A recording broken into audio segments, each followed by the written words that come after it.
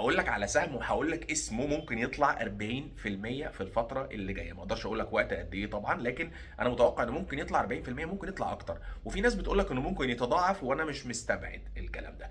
اول حاجه خالص اساسيات الاستثمار في البورصه، ان انت بتتعلم تلاقي سهم جيد بسعر جيد. يعني ايه سهم جيد بسعر جيد؟ يعني المثال اللي بديه لكم كتير قوي، التليفون ده لو قلنا ان هو ثمنه مثلا 10000 جنيه للتبسيط، خلاص، ولقيت واحد بيبيعه في الشارع ب 5000 جنيه، لازم تروح تتاكد هو التليفون ده مضروب، هو التليفون ده بايظ، هو التليفون ده فيه مشكله. لقيته سليم، طب يبيعه بثمن ده ليه؟ اذا الشخص ده مش فاهم، اشتري على طول من غير ما تفكر. ده اللي انت بتعمله لو انت فاهم في البورصه، بتتعلم تشوف سهم بيتباع باقل من ثمنه كتير، وهو ده بيحصل طول النهار على فكره. يعني في ناس تقول لك طب وايه اللي هيخلي سهم يتباع باقل من ثمنه؟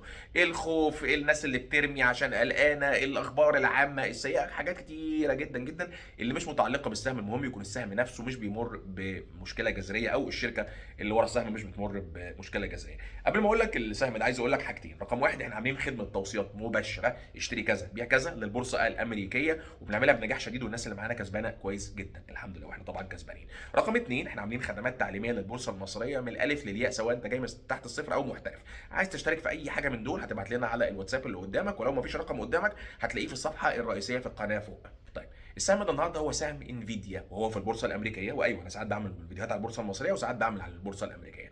وحتى لو انت مش شاري في البورصه الامريكيه او مش مهتم، لازم تتعلم السهم ده تم اختياره ازاي. النهارده في ثوره الذكاء الاصطناعي، اكيد انت سمعت عنها. كل الناس تقول لك الاي اي، بس الاي اي ده عشان يشتغل بيحتاج شيبس، بيحتاج حاجه اسمها مايكرو شيبس، قطع صغيره كده الكترونيه.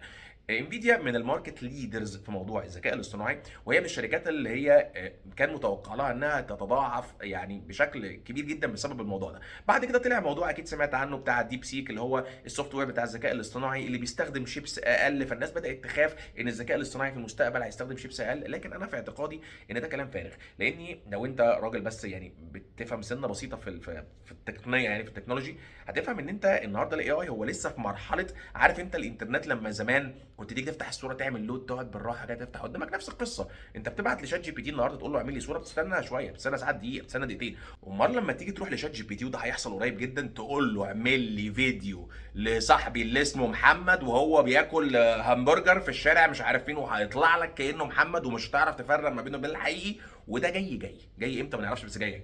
انت متخيل كم البروسيسنج والشيبس اللي هنحتاجها عشان نعمل حاجه زي كده؟ فانا رايي ان هيحصل انفجار في الديماند بتاع المايكرو شيبس، وكل الشركات اللي بتصنع مايكرو شيبس بلا استثناء اتوقع انها تعمل اداء جبار، خاصه لما تبقى شركه جامده زي دي، وخاصه لما تبقى نازله 40% من قيمتها. انفيديا نازله من 140 دولار وكانت وصلت 95 من كام يوم. خلي بالك انا ما بقولكش خش اشتريها النهارده بال 112 ولا 113، انا طبعا انا الحمد لله اشتريت من قبل كده، والناس اللي معايا في خدمه توصيات البورصه الامريكيه اشتروا الحمد لله باقل من كده وكسبانين طبعا كويس جدا.